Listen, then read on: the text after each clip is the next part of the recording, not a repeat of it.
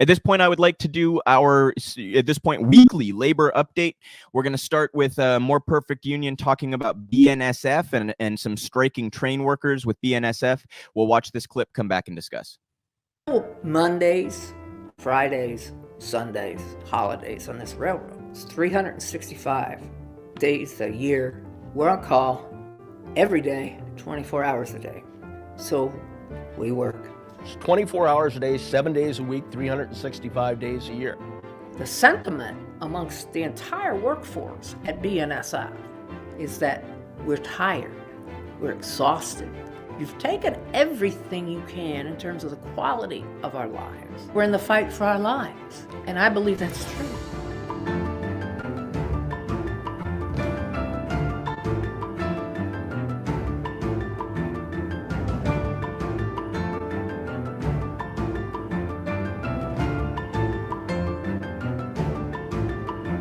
This is going to isolate people from their families, from their friends, from their communities. What's this going to do to their mental health? What's this going to do to their emotional health? This policy looks like it was written by a cadre of sociopaths. They have no idea of what they're doing. Furthermore, they don't care. We love our jobs. In many cases, love the railroad, love the work. It's been the most empowering job of my life. I wouldn't trade it for anything. At the same time, we work for sort of nameless, faceless, huge, in many cases now multinational corporations of great wealth and power. The rail industry has in many cases robbed many of us of dignity and self-respect.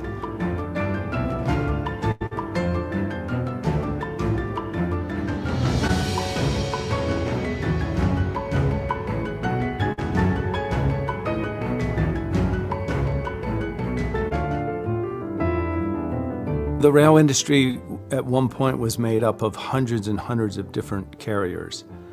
At one point, I think about 40 years or so ago, there was maybe 35 Class 1 railroads. Today, there's 7. When I say Class 1, I mean the big rail carriers that set the tone for the industry, the ones that move roughly 90% or more of the freight that's moved in the United States. Back when I first hired out, we had 5 men on a train. Now they're down to 2, and they're trying to go to 1. And now they're asking us to, for those of us in train and engine service, to operate trains on our own, all by ourselves, 12 hours a day, in many cases 6-7 days a week, in wilderness areas, rural areas, in all sorts of weather conditions, all by ourselves.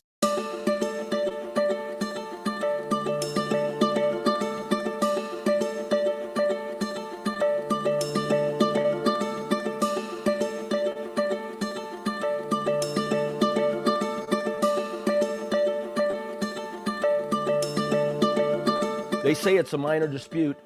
How minor is it when your whole life is dictated by the whims of a rail carrier? How is it a minor dispute when your physical, mental, and emotional health is adversely affected? These corporations have been making record profits for years.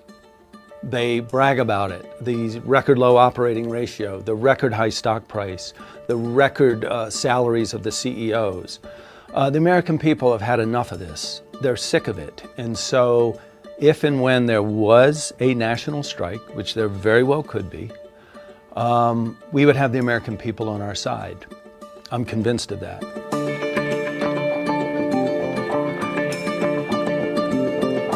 I was involved in 7 crossing accidents that tend to, they tend to really play with your mind a lot. Imagine getting called to go to work at 2 o'clock in the morning. You're on a train out, maybe coming into a small town. All of a sudden you hit a car. You have mild forms of PTSD from those. And when something like that, something stressful would happen, you could take some time off and get away from this. With this policy, it doesn't look like you're going to be able to take off much more than a couple of times a year for a day or 2 at a time. Studies show that being that fatigued is worse than me getting behind the wheel of a 2-ton vehicle and driving with a legal limit of of alcohol above the legal limit.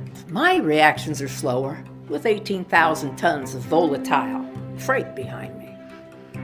That should scare everybody. It scares me.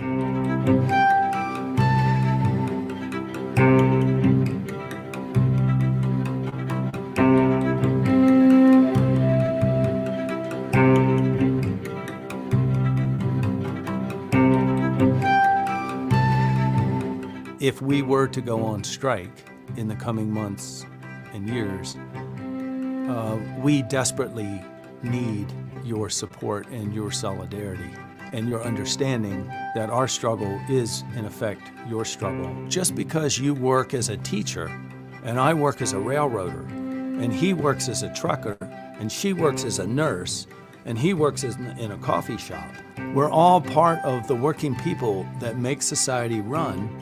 We're all part of the working class that produces the wealth. And without us, nothing could happen. And so when one of us is under attack, we're all under attack.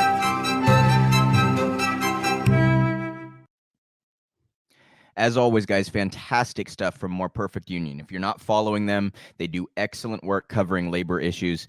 At More Perfect US on Twitter, please go follow their work. Bringing a great story to the forefront there about the railroad workers. And this is one of those where there's a bit of a conflict in terms of environmental stuff. BNSF runs a whole lot of fossil fuels, you guys. And it's not a clean mode of travel necessarily either. So we can hold two ideas in our head at the same time. We can support the workers in an industry fighting for better compensation and workplace treatment. And we can also support moving towards a green and sustainable energy grid. And making sure that those people who currently work in dirty industries, environmentally harmful industries, have a job on the other end of those changes, right? We can hold both of those ideas in our head at the same time. So I stand firmly in solidarity with these BNSF workers. I hope that a strike forms and that they are able to have their demands met. And as they kind of mentioned, you guys, like any of us, BNSF runs a lot of train. I live in Bellingham, Washington. Okay. They run trains by me all the time. They're like 2 blocks from my apartment. If you guys ever hear a loud honking horn on one of my live streams, it's one of those trains going by right by my apartment. I don't want to be out on the road and have somebody absolutely exhausted behind the wheel of one of those. Who knows what's going to happen, right? I mean, that's horrendously dangerous. I don't want to see my community susceptible to some sort of horrific accident because BNSF won't give enough time off to their workers or won't let them deal with PTSD, won't compensate them, etc. So shame on BNSF, good on More Perfect Union, bringing that to light. We got one more Perfect Union clip here. This is about a Starbucks manager, and they're going to tell the story here about that manager leaving. It's pertaining to this ongoing battle about unionization all over the country at various Starbucks locations. So this, again, More Perfect Union, this time talking about Starbucks. They knew you guys were coming today, and because we were having our sit-in and we were speaking to media today, they have closed our store. They're saying it's because, yes.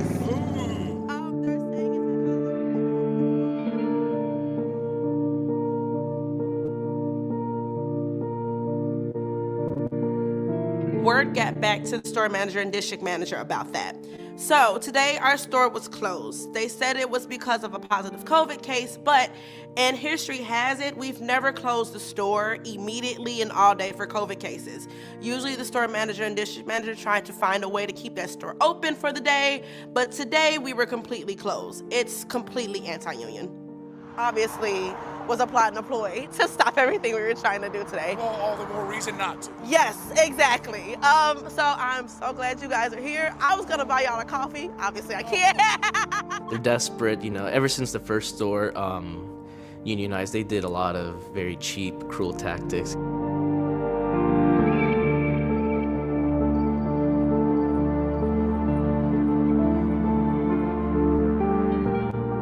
Corporate and our district manager and store manager have been trying to stop our pro-union protests. They've been trying to come in and intimidate us. So right now we have an interim store manager, and Now she's bringing in all of her managers and all of her employees to our store, and they're deliberately taking our hours. I went from working 35 to 39 hours a week down to 26 hours. And then I got benefits taken away. We're supposed to get a markout. It's like a free drink, a free food item. Those were taken away from us. So we weren't even allowed to get markouts, like go to other stores and get markouts and stuff. And for some people, that's a whole meal that they rely on. There are some people who go to Starbucks to get that lunch item that they need because they can't afford specific things. They've been pulling policies out of a hat that we never heard of to try to intimidate us. It's not really stopping anything, it's actually putting fuel to the fire.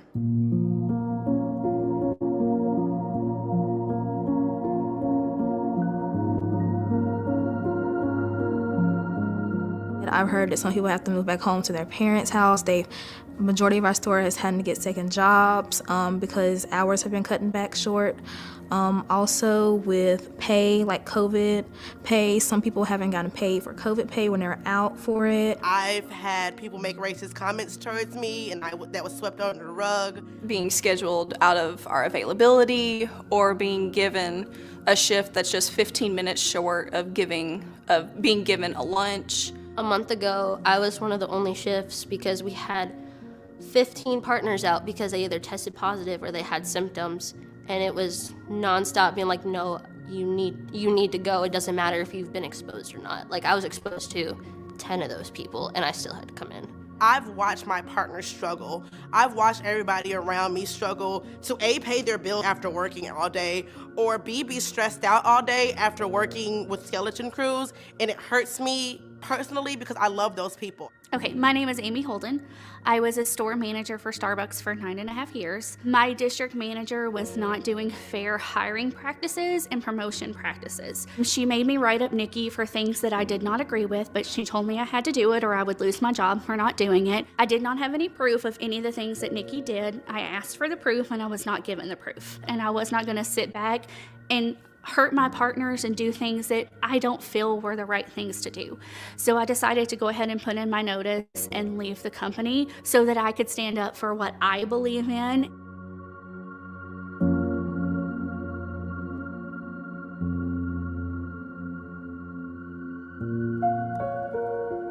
I believe, honestly, with the upper management going down from Howard to Ross Ann and Kevin Johnson, our leaders, that they're all about profits. They see on paper, it's a number on paper. We want more money in our pocket. You know, the real power comes from the dignity of the work, the dignity of the workers, you know, being able to push against something like that, you know. Was kind of the same power that the first store had when they were unionizing. They were starting to realize, you know, this isn't just happening here, it's happening everywhere.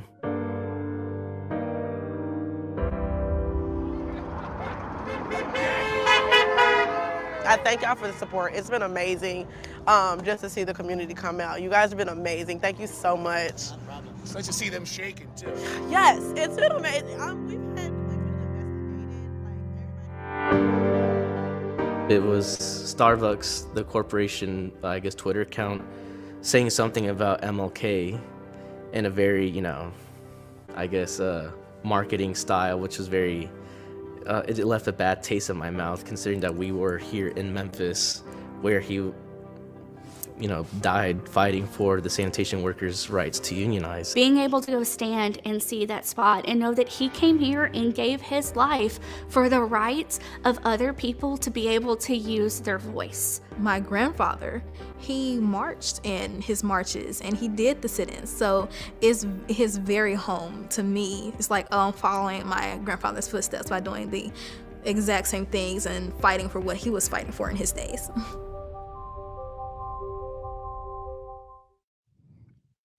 Wonderful stuff from More Perfect Union. And guys, that like sends a shiver up my spine to be able to, in the city that MLK was assassinated, to be able to participate in unionization efforts. That part gets left out of the story, doesn't it? That he was there to support striking workers, that he was a socialist. That always gets left out of the discussion surrounding MLK. And it harkens back to the letter he got from the FBI that in so many words said, you know, you can keep going with the race stuff in the civil rights fight, but don't you dare talk about economics or support for workers. So good on all of these workers who are fighting against Starbucks union busting practices, which seem to have been quite strident. And more good news pertaining to this. This is actually a tweet from More Perfect Union.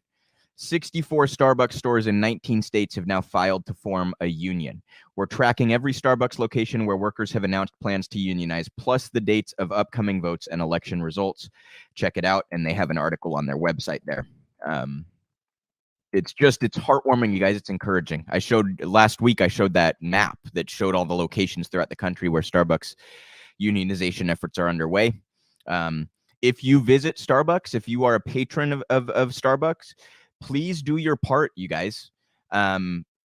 Inquire about what the stores in your area are doing, and if they're attempting to unionize and being fought against, please don't cross that picket line. And actually, even better, go into that location and say, I will not be coming here until you have a union for your workers. Also, maybe just drop a mention if stores in your area are not already going down this path. Maybe while you're paying for your drink, you just drop that little mention. Hey, just so you know, people are unionizing, finding success there. You can get better compensation, better workplace treatment. It doesn't hurt anything, you guys. We need to spread this message and keep this momentum up. And make sure that you're not crossing picket lines. Make sure you're helping if you can with mutual aid or with volunteering or however else you might help the labor movement in your area. Good on these striking workers. And shame on Starbucks for engaging in the classic corporate union busting nonsense. And by the way, Starbucks they're raising their prices, right? And they're saying that it's because of inflation. They have record profits, you guys. Just like all these other companies that are crying inflation, they have record profits. That means it's not inflation. It's price gouging. It's corporate greed, flat out. So do not let them get away with it. If you can help unionizing workers or striking workers in your area, please do, and please do not cross that picket line.